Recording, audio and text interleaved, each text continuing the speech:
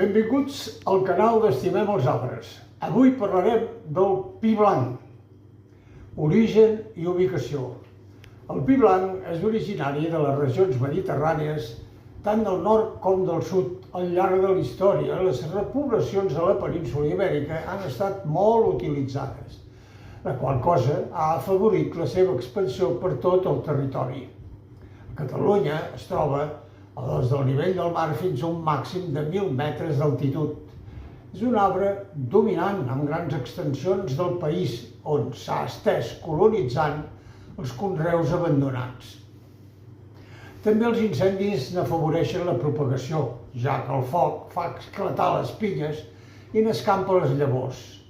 És l'espècie més abundant en 18 comarques com domina el 40% del bosc, siguent gairebé el 90% la resta. A casa nostra, a la Garriga, els podem contemplar mentre donem un tomb pels nostres boscos. Característiques. És un arbre de fins a 20 metres d'alçada, sent el més baixet de tots els pins autòctons peninsulars. Té les branques i l'escorça grisenques, i d'aquí li ve el nom de pi blanc per l'oposició al pi pinyer o al pi pinastre, amb els que comparteix l'àrea de distribució i que tenen una escorça de tonalitat més vermellosa. Les fulles tenen forma d'agulla, són d'un verd groguenc de 12 centímetres de longitud i apareixen de 2 en 2. Floreix a l'abril i fa moltes pinyes d'estructura cònica, de 8 a 12 centímetres de longitud, i té un peducle corbat cap a les branques, d'on surten els pinyons. Les llavors fan de 5 a 6 mil·límetres i tenen una ala membrosa d'uns 20 centímetres que els ajuda a escampar-se quan cauen durant l'estiu del segon any. Les pinyes obertes resten dalt de l'arbre durant alguns anys. Les grans repoblacions forestals ajuden a la conservació del sòl davant de l'erosió. Les pinedes del pi blanc acullen una gran varietat d'ocells com la mallarenga, el raspinell, el bruell, el mosquiter pàl·lid, i això entre altres.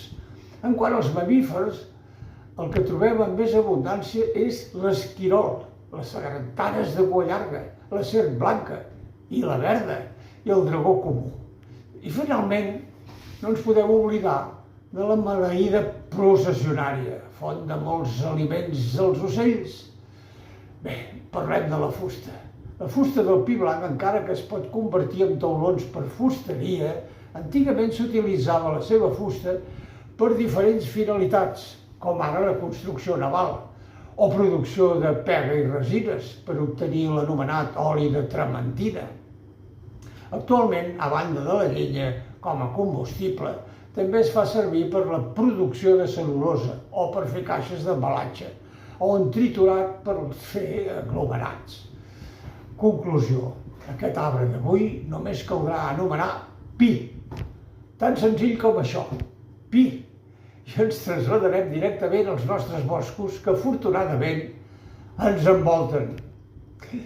Bé, sobretot, cuidem els arbres de la mateixa manera que ells ens cuiden a nosaltres.